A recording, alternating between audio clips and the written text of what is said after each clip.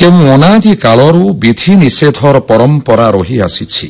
ମାନବ ସମାଜ ପାଇଁ କ'ଣ କରଣୀୟ ଏବଂ କ'ଣ କରଣୀୟ ନୁହେଁ ତାହାର ଏକ ବିବରଣୀ ପୂର୍ବରୁ ସଂରକ୍ଷିତ ହୋଇ ଆସିଛି।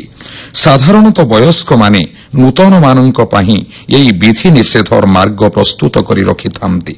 ଏଥିପାଇଁ ପ୍ରାଚୀନ ଭାରତୀୟ ଆର୍ଯ୍ୟ ଋଷିଗଣ ନାନା ସ୍ମୃତି ତଥା ସଂହିତା ଶାସ୍ତ୍ର ଆଦି ପ୍ରଣୟନ କରିଛନ୍ତି। ବିଧି ନିଷେଧକୁ ମାନି ଚଳିଲେ ମଣିଷର କଲ୍ୟାଣ ହୁଏ ବୋଲି ଏକ ବିଶ୍ୱାସ ମଧ୍ୟ ଅତୀତରୁ ଏ ଯାବତ୍ ରହି ଆସିଛି। ଦିନରେ କ'ଣ କ'ଣ କରିବା କଥା, କ'ଣ କ'ଣ ନୁହେଁ, ରାତିରେ କ'ଣ କ'ଣ କରିବା କଥା ଏବଂ କ'ଣ କ'ଣ ନୁହେଁ, ଏ ସମ୍ପର୍କରେ ଆମର ପୂର୍ବାଚାର୍ଯ୍ୟଗଣ ଏକ ବିଧିବଦ୍ଧ ତାଲିକା ପ୍ରସ୍ତୁତ କରି ରଖିଛନ୍ତି। ମାତ୍ର ମଣିଷ ପୂର୍ବଜଙ୍କ କୌଣସି ନୀତି ନିୟମକୁ ମାନି ନେବାକୁ ପ୍ରସ୍ତୁତ ନୁହେଁ। ଅନ୍ଧ ଭାବରେ କେବଳ ସମର୍ଥନ କଲେ ମଣିଷ କ୍ରମେ ତାର ଭଲମନ୍ଦ ବିବେଚନା କରିବାର ବୁଦ୍ଧି ନିର୍ଭର ଦିଗଟିକୁ ହରାଇ ବସେ।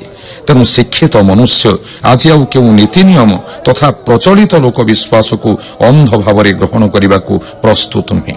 ପ୍ରଚଳିତ ପରମ୍ପରା ତଥା ଲୋକବିଶ୍ୱାସକୁ ଭାଙ୍ଗିବା ଯୁବ ମାନସର ଏକ ତାତ୍କାଳିକ ପ୍ରତିକ୍ରିୟା। ପୁରୁଣାମାନେ ଯାହା କହନ୍ତି ନୂଆ ତାକୁ ସହଜରେ ସ୍ୱୀକାର କରନ୍ତି ନାହିଁ। ଆପଣା ପାଇଁ ନୂତନ ପଥ ସୃଷ୍ଟି କରିବା ସବୁ କାଳରେ ନବୀନମାନଙ୍କର ଲକ୍ଷ୍ୟ। ଅବଶ୍ୟ ଏହାଦ୍ୱାରା ସମାଜରେ ପ୍ରଗତି ଓ ପରିବର୍ତ୍ତନର ହିଁ ସମ୍ଭବ ହୁଏ। ମାତ୍ର ସବୁ କ୍ଷେତ୍ରରେ ଏହା ଫଳପ୍ରଦ ହୁଏ ନାହିଁ। ପୁରୁଣା ବୋଲି ସବୁ ଚଳଣିକୁ ଅସ୍ୱୀକାର କରିବା ବିଜ୍ଞତାର କାର୍ଯ୍ୟ ନୁହେଁ।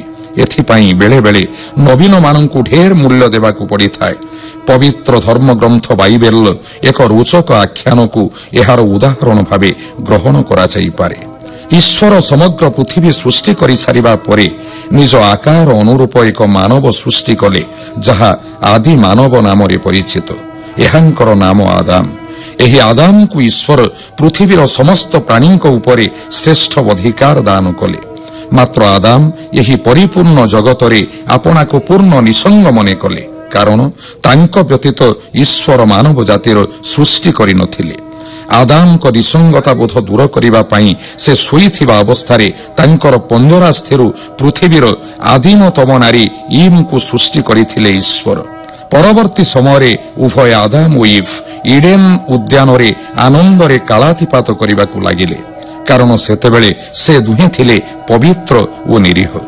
ଏ ଦୁହିଁଙ୍କୁ ଭଗବାନ ଇଡେନ୍ ଉଦ୍ୟାନର ସବୁ ଫଳ ଖାଇବାକୁ ଅନୁମତି ଦେଇଥିଲେ, ମାତ୍ର ଜ୍ଞାନ ବୃକ୍ଷର ଫଳ ଖାଇବାକୁ ନିଷେଧ କରିଥିଲେ।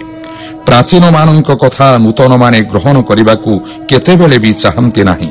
ତାହା ହିଁ ହେଲା, ସର୍ପ ଶରୀରଧାରୀ ଶୈତାନର ପ୍ରବର୍ତ୍ତନାରେ ଇଭ୍ ପ୍ରଥମେ ଜ୍ଞାନ ବୃକ୍ଷର ଫଳ ଖାଇଦେଲା ଏବଂ ସେହି ନିଷିଦ୍ଧ ଫଳକୁ ଆଦାମକୁ ଖୁଆଇଦେଲା। ଫଳରେ ଈଶ୍ୱରଙ୍କ ପ୍ରିୟଭାଜନ ସେମାନେ ଆଉ ହୋଇପାରିଲେ ନାହିଁ। ଇଡେନ୍ର ମନୋରମ ଉଦ୍ୟାନରୁ ସେମାନେ ହେଲେ ବହିଷ୍କୃତ। ସେମାନଙ୍କ କପାଳରେ ଦୁଃଖ ଓ ଯନ୍ତ୍ରଣା ଲେଖା ହୋଇଗଲା। ଆନନ୍ଦର ରାଜ୍ୟରେ ବିଚରଣ କରୁଥିବା ପୁଣ୍ୟ ମଣିଷ ଏବେ ପାପର ସାମ୍ରାଜ୍ୟରେ ଆତଜାତ ହେବାକୁ ଲାଗିଲା, ଯାହାର ଅନ୍ତିମ ପରିଣତି ଥିଲା ଦୁଃଖ ଓ ବେଦନା ଲାଭ। ନୂତନ ପିଢ଼ିର ମଣିଷ ଅନ୍ତର ଭିତରେ ରହିଥିବା ଦୁଷ୍ଟ ଶୈତାନର ପ୍ରେରଣାରେ ବିଧି ନିଷେଧର ସକଳ ବ୍ୟବସ୍ଥାକୁ ଭାଙ୍ଗି ରୁଜି ଦିଏ। ଏହାର ପରିଣତି ସ୍ୱରୂପ ଅନନ୍ତ ଦୁଃଖ ବେଦନା ତା କପାଳରେ ଲେଖା ହୋଇଯାଏ। ସ୍ୱର୍ଗ ସୁଖ ଭୋଗୁଥିବା ମଣିଷଟି ମୁହୂର୍ତ୍ତକେ ନର୍କର ଦ୍ୱାର ଆଡ଼କୁ ମୁହେଁଇ ଯାଏ। ସେଥିରୁ ଆଉ ତାର ନିସ୍ତାର ନଥାଏ।